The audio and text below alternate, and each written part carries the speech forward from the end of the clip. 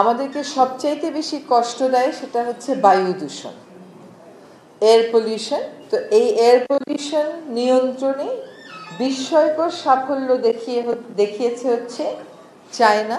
ওখানেও এখনো সবচাইতে দূষিত নগরী আছে, কিন্তু বেইজিং অনেক বেশি সাফল্য দেখিয়েছে। আপনারা জানেন আমাদের national air quality management plan একটা আছে, এটা খুবই ইলাবোরেট। এটা 2000 মানে গত বছরই আমরা এটা অনুমোদন দিয়েছি অগস্ট বা সেপ্টেম্বরে। ওই এয়ার কোয়ালিটি ম্যানেজমেন্ট প্ল্যান ধরে এবং চায়নার থেকে একটু বাস্তব অভিজ্ঞতা নিয়ে আমরা কিছু কিছু কাজ শুরু করে দিতে চাই, যাতে জনদুর্ভোগটা বায়ু দূষণ থেকে যেটা আসে ওটা একটা নিয়ন্ত্রণে আমরা আনতে পারি। বায়ুর মান উন্নত করা একটা অনেক কমপ্লেক্স বিষয় এবং একটা সম্পূর্ণ ভিন্ন বিষয়। বায়ুর মান নির্ভর করবে আপনি কি জ্বালানি ব্যবহার করেন তার উপরে, আপনার জ্বালানি কতটা পরিশোধিত তার উপরে। কিন্তু বায়ু দূষণে মানুষের যে ভোগান্তি সেটা কমানোটা কাজটা শুরু করা যায়।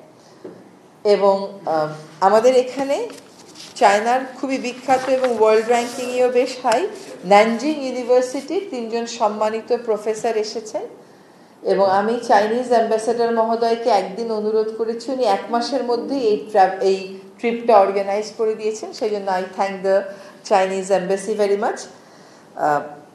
আমরা তাদের সাথে কথা বলে একটু বুঝবার চেষ্টা করছি যে আমরা কিক অফটা কেমন করে করব, শুরুটা কোথা থেকে করব। সেখানে তাদের কিছু সাজেশন আছে যেগুলো শর্ট টার্ম, মিড টার্ম এবং লং টার্ম। তো সেইগুলো আপনাদের সাথে আমি শুধু কয়েকটা একটু শেয়ার করি, বাকিটা জিয়া ভাই, এবং if you want to say something we definitely expect you to brief them. Design, elegance, beauty, সেরা পণ্য সবার জন্য জেভিকো, সেটা করব। সবচেয়ে বড় কথা যেটা আমরা বুঝেছি সেটা হচ্ছে, এটার আমরা আগেও বলেছি ওভারনাইট কোনো ফিক্স নাই, কিন্তু কাজটা তো শুরু করতে হবে। আপনি যেদিকেই যাবেন ঢাকা শহরের দেখবেন রাস্তার চতুর্দিকে নির্মাণ সামগ্রী ফেলে রাখছে। যে রাস্তাতেই যান ঢেকে নির্মাণ হচ্ছে এরকম কোনো রাস্তা আসলে পাওয়া যাবে না। তো আর বায়ু দূষণের সূত্র তো ভিন্ন ভিন্ন, ফলে আমাদের কাজটা মিনিস্ট্রি এবং ডিপার্টমেন্টের রেগুলেটরি ইন নেচার, কিন্তু যারা এই বর্জ্য ব্যবস্থাপনা, রাস্তা বানানো, গাড়ির দূষণ কমানোর বিরুদ্ধে ব্যবস্থা নেওয়া, এই মন্ত্রণালয়গুলো এবং বিভাগগুলোর মধ্যে সমন্বয় সাধনটা খুবই জরুরি। গত বছর আমরা একটা টাস্ক ফোর্স করেছিলাম, তো ওনারা এখন আমাদেরকে যেই সাজেশনটা দিলেন সেটা হচ্ছে যে আমরা যেন একটা ন্যাশনাল লেভেলের একটা ওয়ার্কিং গ্রুপ করে ফেলি, যেই সংস্থাগুলো জড়িত তাদের মাঠ পর্যায়ে কাজ করবে ওই রকম প্রধানদেরকে নিয়ে একটা ওয়ার্কিং গ্রুপ করে ফেলা।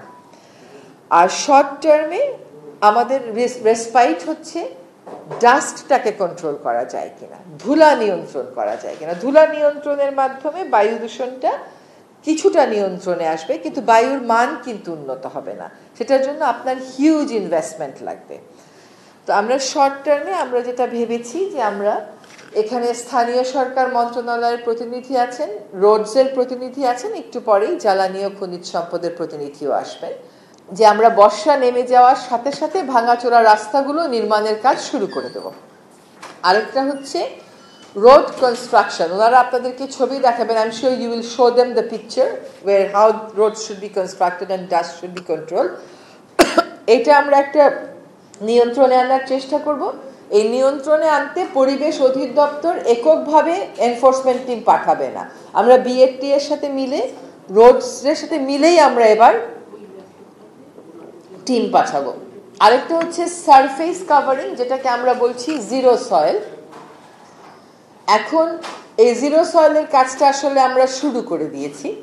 আমরা 6 মাস, 8 মাস, 10 মাসে এটা শেষ হবে না, কারণ আপনাকে বর্ষাকাল পেতে লাগবে। তো এই সেপ্টেম্বর পর্যন্ত যেটুকুন সম্ভব আমরা রোড কাভার করে দেওয়া, জিরো সয়েলটা করে দেওয়ার কাজগুলো চালাবো। আবার পরের বর্ষায় ওটাকে পিক করতে হবে, যাতে করে ধুলাটা ওই রোড ডিভাইডার বা রোডের কোণা থেকে কম ওঠে।